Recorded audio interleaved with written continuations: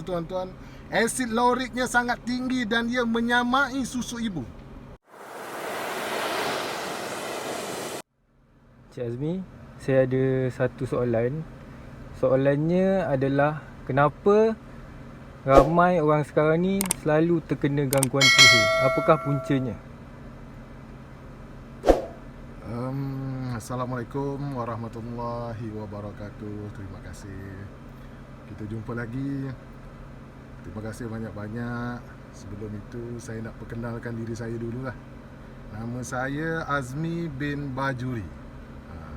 Saya dari Pusat Rawatan Islam Al-Bajuri, produknya Biorice ya. Jadi sebelum kita pergi lebih lanjut lagi lah berkaitan kenapa seseorang tu mudah terkena gangguan makhluk halus, apakah punca-puncanya lah ataupun kenapa kan. Jadi kita pergi definisi dulu. Makhluk halus tu apa? Definisi tu kan. Jadi yang pertama, makhluk halus tu terdiri daripada dua lah. A'udzubillahi minasyaitanirrajim. Jin. Jin itu dia merupakan satu makhluk halus yang diciptakan oleh Allah Subhanahu Wa Taala daripada api. Dia berbeza dengan malaikat. Malaikat ni dia semuanya beriman kepada Allah. Jin ni terbahagi kepada dua. Satu jin yang beriman dan satu jin yang kafir. Dia sama seperti manusia. Ya. Jadi dalam surah Al-Dazirat ayat 56, maknanya Bismillahirrahmanirrahim, dan aku tidak jadikan jin dan manusia itu melainkan supaya mereka itu menyembah aku. Itu definisi untuk jin, tuan-tuan. Jadi makhluk halus yang kedua yang berkaitan dengan gangguan kepada manusia adalah syaitan. Nauzubillah. Syaitan ini dalam bahasa Arabnya ialah penuduh. Golongan syaitan ini diketuai oleh Azazil.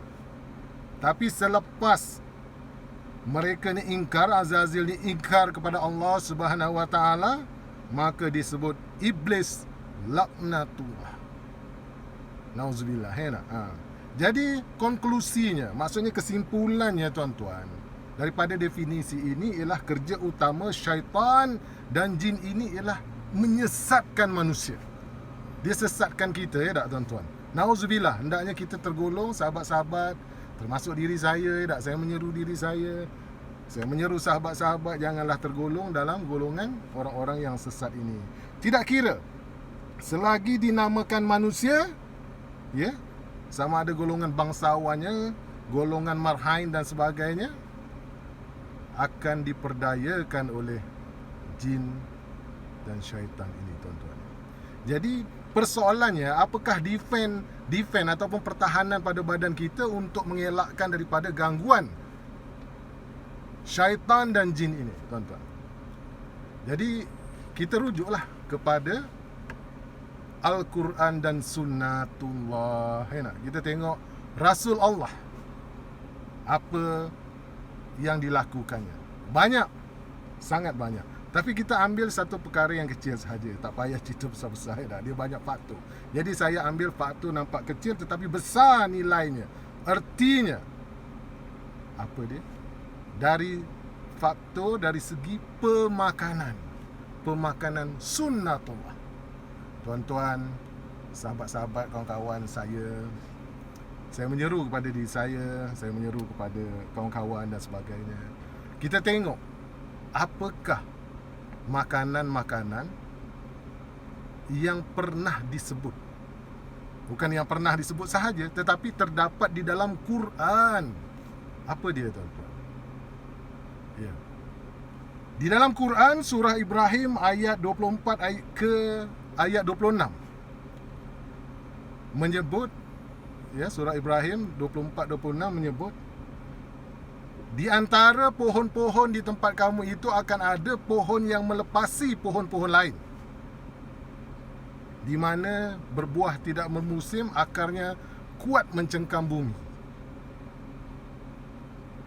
Jadi menurut tafsiran alim ulama yang saya pelajari, mereka menyatakan itu ialah pokok kelapa. Kata orang belah sini, orang Perak kata pokok nyong. Tuan-tuan yang saya hormati sekalian, maknanya tuan-tuan, minyak kelapa dara ini tuan-tuan, ya, dia banyak khasiatnya. Menurut kajian, ya, banyaklah profesor, kalau kita Google tuan-tuan, asid lauriknya sangat tinggi dan dia menyamai susu ibu. Tuan-tuan boleh buka Google. Tetapi minyak kelapa dara yang kita buat ini daripada Pusat Rawatan Al-Bajuri ataupun produk Bioras, kita dah campurkan dengan pijar. Pijar ini juga merupakan sunnatullah tuan-tuan. Benda yang pernah disebut, yang ada disebut di dalam Quran.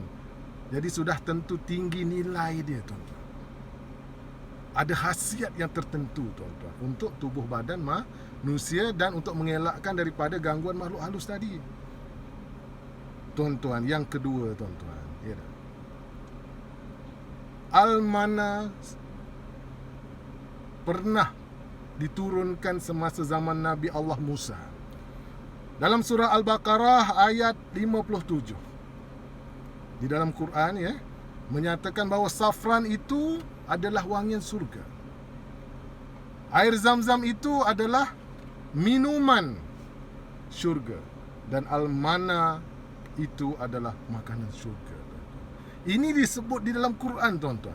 Maka tentunya perkara ini mempunyai nilai-nilai yang sangat tinggi khasiatnya. Jadi kita kena ambil sesuatu apa yang disebutkan di dalam Quran itu untuk natijah, pengajaran kepada diri manusia, supaya diri manusia ini tidak terganggu oleh makhluk halus dan sebagainya tuan-tuan. Kalau menurut kajian, ya, Al-Manna ini mempunyai prebiotik yang sangat tinggi tuan-tuan. Kajian di UKM, Universiti Kebangsaan Malaysia, menyatakan bahawa manna ini mempunyai semua asid yang diperlukan oleh badan tuan-tuan. Jadi tuan-tuan, apabila kita makan sahaja tuan-tuan, ya, dia akan jadi darah dan daging. Darah dan daging. Jadi tuan-tuan, bila dia jadi darah dan daging tuan-tuan, makanan yang disebut di dalam Quran, makanan sunatullah, seperti banyak tuan-tuan, tetapi telah ditinggalkan, telah dilupai oleh diri kita sendiri. Saya ingatkan diri saya, telah kita lupa bahawa itu makanan perlu hari-hari dimakan. Tetapi hari ini kita telah lupa. Bila dia jadi darah tuan-tuan, darah kita ini tuan-tuan, apabila jantung pam, arteri dan subarteri di seluruh badan kita, bila jantung pam saja darah akan sampai. Tetapi persoalannya adalah darah ini adakah darah sunnatullah atau darah, minta maaf cakap, tak, makanan segera. Jadi kita sama-sama fikir tuan, bila darah ini tuan-tuan bukan sunnatullah, makanan-makanan daripada Quran yang kita makan, maka apa yang berlaku, kita akan mudah diganggu oleh makhluk-makhluk halus ini tuan-tuan. Jadi tuan-tuan, kita rujuk kepada salah satu perkara lah. Contoh sebab ramai orang buat rawatan dan insya-Allah saya merawatnya, ya tak? Stroke. Kalau menurut rawatan moden, kepekatan darah yang sangat tinggi tuan-tuan. Ya betul, kita tidak nafikan benda itu. Tetapi kalau rujuk dalam rawatan Islam tuan-tuan, stroke itu adalah angin ahmar. Angin ahmar ini kalau menurut bijak pandai alim ulama dan Ustaz Sarhan contohnya, ya tak, dia menyatakan itu adalah jin merah. Jadi bila dia terkena sahaja gunung pecah, bila terkena sahaja pokok-pokok pecah, bila terkena kepada badan kita,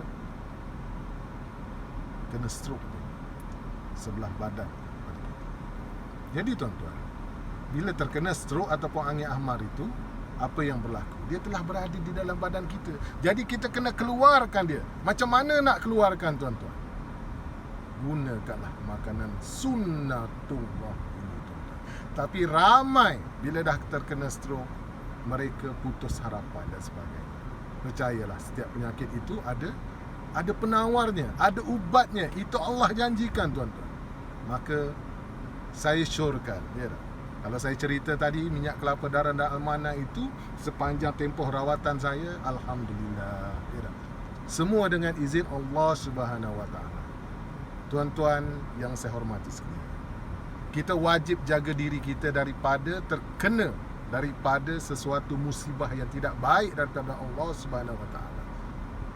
Jadi tuan-tuan, kita mesti berusaha sebaik mungkin untuk mencari ubatnya. Ada ubatnya, cuma belum kita jumpai itu. Jadi saya minta kerjasama tuan-tuan, ya, kita sama-sama berusaha. Tetapi ramai yang telah berputus asa. Ada satu cerita, tuan-tuan. Satu cerita lah. Ini cerita last tuan-tuan. Cerita orang alim, orang alim. Sangat alim lah cerita ni, tak ada kaitan dengan sesiapa. Dia sekadar satu pengajaran saja kepada kita, ya. Cerita dia begini, tuan. Seorang yang alim, dia berdoa hari-hari, ya tak? Dia berdoa hari-hari. Ya Allah, ya Tuhanku, selamatkanlah diriku daripada bencana. Hari-hari dia berdoa, ya Allah, ya Tuhanku, selamatkanlah diriku daripada bencana, musibah dan sebagainya. Ya Allah, ya Tuhanku, dia hari-hari berdoa, ya. Jadi satu hari kampung dia tu, tuan-tuan, ya, orang alim ini, ya nak, telah dinaiki oleh air. Dinaiki oleh air. Jadi bila dinaiki air, orang-orang kampung, Tok Penghulu, Tok Ketua Kampung panggil, Mat, Mat, jom kita pindah, Mat, air dah nak naik.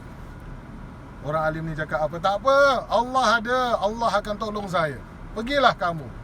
Maka pergilah Ketua Kampung, Tok Penghulu dan sebagainya. Bila air banjir tadi sudah menaiki rumah, ya tak? Dah penuh rumah, dia naik ke bumbung, ya. Dia naik ke bumbung, dia berdoa, ya Allah, tolonglah selamatkan diriku ini. Maka bila dah sampai ke bumbung, ya tak, ada sampan daripada bomba, ya tak? Bomba datang bawa sampan. Bang, naik sampan.